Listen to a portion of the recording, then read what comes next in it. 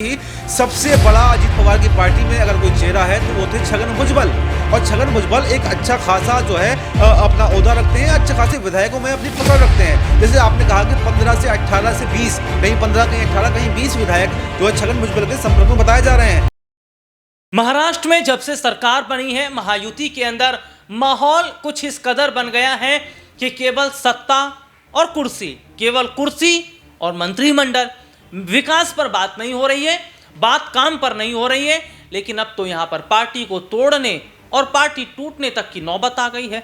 और क्यों अपनी ही पार्टियों के खिलाफ या अपनी ही सहयोगी पार्टियों के खिलाफ नजर आ रहे हैं बड़े बड़े चेहरे। एकनाथ शिंदे की जो शिवसेना है वो अमित शाह के फैसले से खुश नहीं, वो देवेंद्र फडणवीस के फैसले से खुश नहीं, क्योंकि जो मंत्री शपथ लिए हैं उसमें उनके ज़्यादा मंत्री शामिल नहीं, यहाँ तक कि बड़े मंत्रालय भी उनके हाथ नहीं लग रहे। और उन्हीं में एक बड़ा चेहरा शिंदे के अलावा आ जाता है छगन भुजबल का। छगन भुजबल एनसीपी, अजीत पवार के एनसीपी के एक बड़े चेहरे हैं। छगन भुजबल को कई बार आपने अजीत पवार के बगल में बैठा हुआ देखा होगा। ये बहुत बड़ी बात है, बगल में बैठकर प्रेस कॉन्फ्रेंस में, इसका मतलब बराबरी का दर्जा वो रखते हैं। लेकिन उन्हीं छगन भुजबल का बहुत बुरा हाल हुआ, क्योंकि जिन मंत्रियों ने शपथ ली है उन मंत्रियों में छगन भुजबल का नाम नहीं। और ऐसे में खबर अब सामने आ रही है कि छगन भुजबल अब इस्तीफा तो दे सकते हैं, इसके साथ ही साथ माना जा रहा है इस्तीफा देने के बाद वो विधायकों को तोड़ने का भी काम करेंगे। आज इसी मुद्दे पर आज हम चर्चा कर रहे हैं। और नमस्कार, मैं हूं राहुल शर्मा, आप देखना शुरू कर चुके हैं हमारा खास प्रोग्राम। और इस प्रोग्राम में चर्चा करने के लिए हमारे साथ हमारे खास सहयोगी जो अब्बास भाई इस वक्त हमारे साथ मौजूद है। अब्बास भाई, बहुत बहुत स्वागत है इस प्रोग्राम में आपका। और महाराष्ट्र की सियासत को आप किस तरीके से देख रहे हैं, क्योंकि एकनाथ शिंदे की नाराजगी, देवेंद्र फडणवीस से मंत्रिमंडल को लेकर, मंत्री पद को लेकर छगन भुजबल की नाराजगी अजीत पवार से, और कहीं ना कहीं अब विधायक तोड़ने की बात हो रही है। जिस तरीके से शिंदे ने विधायक तोड़ा और विधायक तोड़कर वो सरकार में आ गए, सीएम बन गए, और ठीक यही बात अब छगन भुजबल क्या कर रहे हैं, जिन अजीत पवार विधायकों के दम पर उछल रहे हैं, उन्हीं अजीत पवार को झटका देने की कोशिश की जा रही है विधायक तोड़कर। तो क्या छगन भुजबल कामयाब होते हैं विधायकों को तोड़ने में? और खबर है कि कम से कम 20 विधायक उनके संपर्क में हैं। और अजीत पवार ने जिस तरीके से देखा जाए तो 41 उनके पास जो सीटें आई हैं, और एक बहुत बड़ा मार्जिन उनके पास देखने को मिलता है। 57 विधायक शिंदे के हैं। लेकिन अगर 41 में से 20 विधायक लेकर निकल जाते हैं, इस्तीफा दे देते हैं छगन भुजबल, तो अजीत पवार तो फिर कहीं के नहीं रहेंगे। जी देखिए, मैं छगन भुजबल के बारे में मैं आपको बता दूं कि छगन भुजबल महाराष्ट्र की राजनीति में अपना एक दबदबा रखते हैं। काफ़ी लंबा उनका राजनीतिक अनुभव रहा है। उन्होंने शरद पवार के साथ में अपनी राजनीति की शुरुआत की थी, लेकिन बाद में वो जब पिछली बार की सरकार में अजीत पवार शरद पवार से अलग हुए तो वो अजीत पवार के साथ में आ गए, क्योंकि उन्होंने अजीत पवार को शरद पवार से कहीं बेहतर समझा। लेकिन कहीं ना कहीं जो है अजीत पवार ने इस बार उनके साथ में गद्दारी की है। गद्दारी मैं यूँ कह रहा हूँ कि कहीं ना कहीं जो उनको मंत्री पद नहीं दिया गया है, ये एक तरीके से गद्दारी हुई, क्योंकि वो पार्टी के एक सीनियर लीडर हैं, एक अच्छे नेता हैं, अनुभवी नेता हैं। मैं आपको बता दूं, अपने दर्शकों को बता दूं कि वो महाराष्ट्र के 2 बार डिप्टी सीएम भी रह चुके हैं। डिप्टी सीएम रहना अपने आप में एक बड़ी बात है। 1999 से 2004 तक वो डिप्टी सीएम रहे थे, फिर 2009 से 2010 तक भी वो डिप्टी सीएम रहे थे। तो ये अपने आप में काफ़ी बड़ी बात है, क्योंकि अजीत पवार भी डिप्टी सीएम रहे हैं, एकनाथ शिंदे अभी डिप्टी सीएम हैं। तो कहीं ना कहीं इन्हीं के बराबरी का नेता, इन्हीं के बराबरी का दर्जा जो है छगन भुजबल भी रखते हैं। और इस बार वो सिर्फ क्या मांग कर रहे थे? सिर्फ कैबिनेट मंत्री की मांग कर रहे थे। वो कोई ये नहीं कह रहे थे कि आप मुझे डिप्टी सीएम बना दीजिए या फिर मुझे आप सीएम बना दीजिए। तो क्या उनको मंत्री भी नहीं बनाया जा सकता? और अगर आप एक इतने सीनियर नेता को, इतने अनुभवी नेता को अगर आप मंत्री नहीं बना सकते, तो फिर तो वो आपकी पार्टी को तोड़ेगा ही, वो इस्तीफा तो देगा ही। क्योंकि जब आप उसकी भावनाओं को नहीं समझेंगे, आप तो अपनी सत्ता के लिए कुछ भी कर सकते हैं।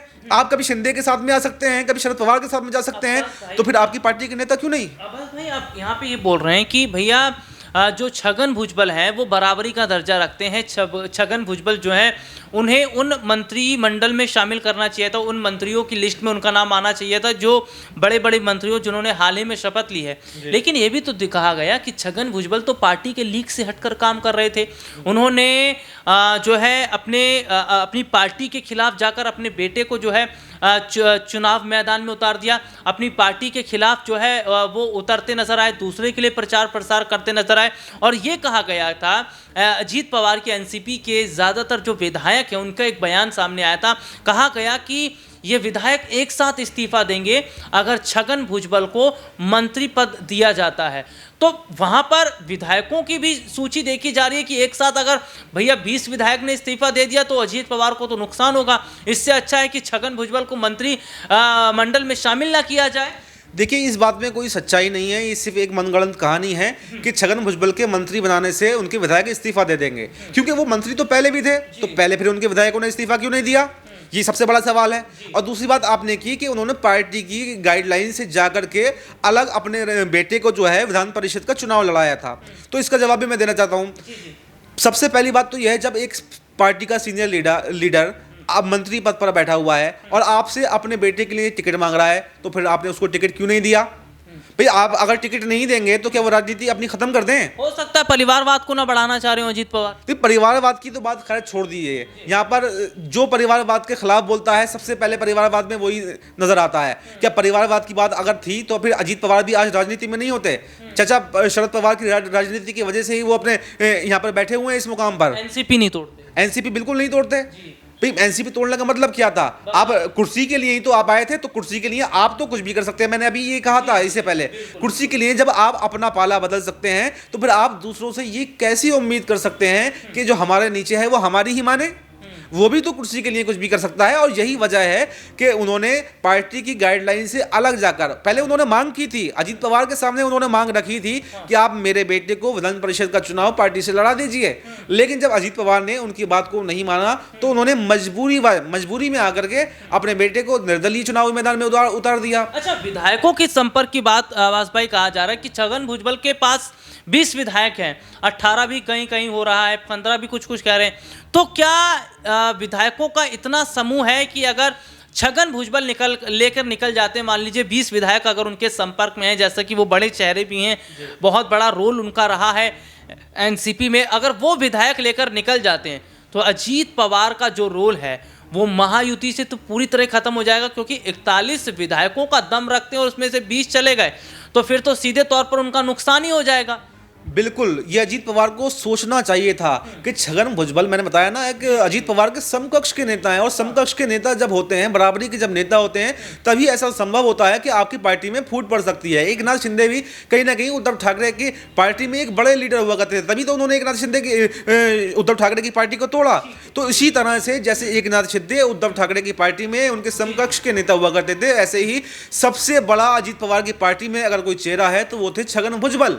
और छगन भुजबल एक अच्छा खासा जो है अपना ओहदा रखते हैं, अच्छे खासे विधायकों में अपनी पकड़ रखते हैं। जैसे आपने कहा कि 15 से 18 से 20, कहीं 15 कहीं 18 कहीं 20 विधायक जो है छगन भुजबल के संपर्क में बताए जा रहे हैं। तो कम से कम 15 और ज़्यादा से ज़्यादा 20, अगर इनका एवरेज भी निकाल लें तो वही 18 निकल के आता है, 17-18। तो 17-18 विधायक तो वो बड़ी बात है, उनके साथ संपर्क में है, और वो इतने विधायक को आराम से तोड़ सकते हैं कि उनके लिए बड़ी बात नहीं है ये। उनको इस वक्त अजीत पवार को, विधायकों को जोड़े रखना बड़ी बात हो सकती है, लेकिन छगन भुजबल के लिए उनको तोड़ना बड़ी बात नहीं है, क्योंकि वो जब तोड़ेंगे तो उनको फिर उनके लिए काम भी करेंगे, कहीं ना कहीं मंत्री पद का ऑफर भी अगर वो नहीं। अच्छा, मैं आपको नई बात बताऊं इसमें, एनसीपी तोड़कर अगर वो कोई नई पार्टी बना लें, और नई पार्टी बना लें तो कल को वो फडणवीस के साथ में भी गठबंधन कर सकते हैं, हाथ मिला सकते हैं, जैसे शिंदे ने कर रखा है। तो उस मौके पर अजीत पवार ने कर रखा है। ऐसा करने पर अगर छगन भुजबल करते हैं तो अजीत पवार की छुट्टी हो सकती है मायावती से। ये सबसे बड़ी बात है। ये अजीत पवार को सोचना चाहिए था कि आखिर मुझे अपने नेताओं को, खास तौर से जो सीनियर नेता हैं, उनको नाराज नहीं करना चाहिए। हालांकि अभी तक का जो समीकरण बैठ रहा है, अभी तक की जो चर्चाएं हो रही हैं राजनीतिक गलियारों में, वो ये अंदाजा लगाया जा रहा है कि छगन भुजबल 18 विधायकों के साथ में शरद पवार से मिल सकते हैं। ठीक है जी, बहुत बहुत शुक्रिया आपका। और ये पूरी रिपोर्ट अपने महाराष्ट्र की महायुति की बना दी है, लेकिन इसमें छगन भुजबल का नाम जुड़ने के बाद सियासत और गर्मा गई। अब देखना होगा कि क्या विधायक तोड़कर नई पार्टी भी बनाएंगे छगन भुजबल, और अगर ऐसा होता है तो क्या महायुति से हाथ मिलाएंगे या विधायक तोड़कर शरद पवार से मुलाकात करेंगे छगन भुजबल। आज के लिए इतना ही, आपसे फिर दोबारा मुलाकात होगी, तब तक ले जा दीजिए, नमस्कार।